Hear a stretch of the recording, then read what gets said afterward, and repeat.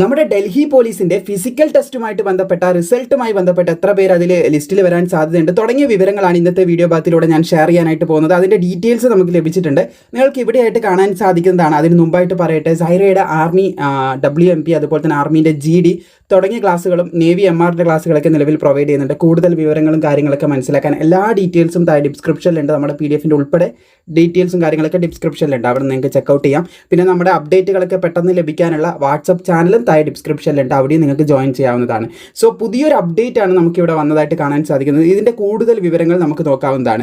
So ഇതിൽ നമുക്ക് കാണാനായിട്ട് സാധിക്കുന്നതാണ്, ഇവിടെയായിട്ട് കൊടുത്തിട്ടുണ്ട് പ്രൊവൈഡിങ് ഓഫ് വയർലെസ് സെറ്റ്സ്. അതായത് നമ്മുടെ കമ്മ്യൂണിക്കേഷൻ കൺട്രോൾ റൂം, നമ്മുടെ SSE GD ഒക്കെ നിങ്ങൾ കണ്ടിട്ടുണ്ടാവും.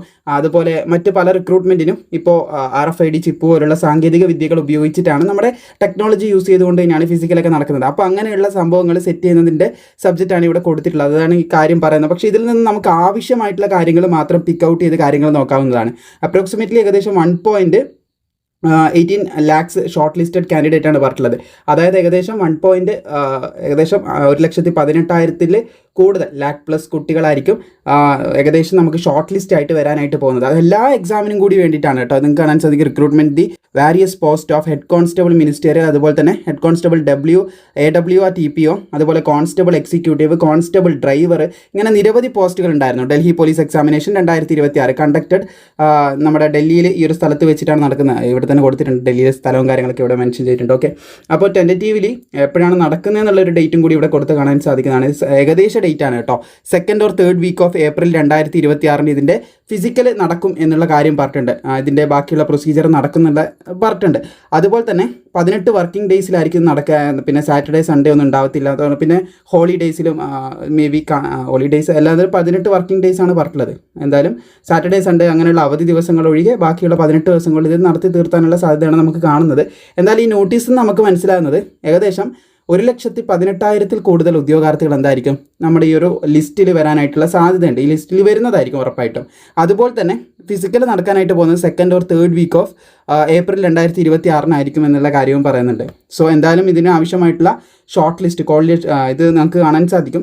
ഒഫീഷ്യലി നമ്മുടെ സൈറ്റിൽ എനിക്ക് അപ്ഡേറ്റും കാര്യങ്ങളൊക്കെ വരും. ഇത് നമുക്ക് വിശ്വസിക്കാം. Deputy commissioner of police recruitment Delhi പുതിയൊരു അപ്ഡേറ്റ് നമുക്കിപ്പോൾ ലഭിച്ച സമയത്ത് നമ്മൾ ഡീറ്റെയിൽ ആയിട്ടൊരു വീഡിയോ ചെയ്യുന്നതേ ഉള്ളൂ.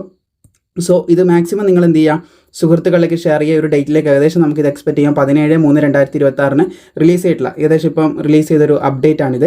സോ ഇതിൽ പറയുന്ന പ്രകാരം നമുക്ക് ഏറെ സന്തോഷിക്കാൻ പറ്റുന്ന ഒരു കാര്യം, ഡൽഹി പോലീസ് പരീക്ഷ ചെയ്ത് എല്ലാവർക്കും സന്തോഷിക്കാൻ പറ്റുന്ന കാര്യം തന്നെയാണ്. ഡൽഹി പോലീസിൻ്റെ റിസൾട്ട് ഉടനെ തന്നെ റിലീസ് ചെയ്യുന്നതായിരിക്കും. കാരണം ഏപ്രിൽ നടക്കുന്നുണ്ടെങ്കിൽ നമുക്ക് ഈ മാസം അവസാനം അടുത്ത മാസം തുടക്കത്തിലൊക്കെ ആയിട്ട് നമുക്ക് റിസൾട്ട് പ്രതീക്ഷിക്കാം.